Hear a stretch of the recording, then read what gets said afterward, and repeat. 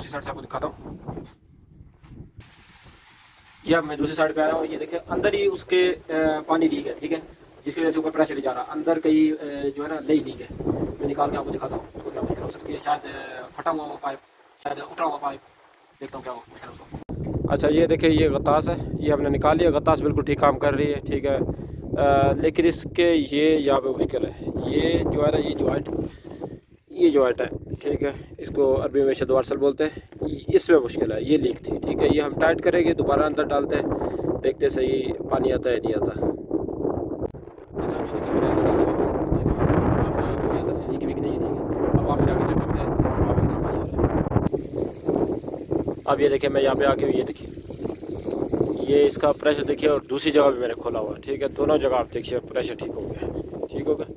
इसमें भी देख लीजिए सही है, दो जगह प्रेशर ठीक है।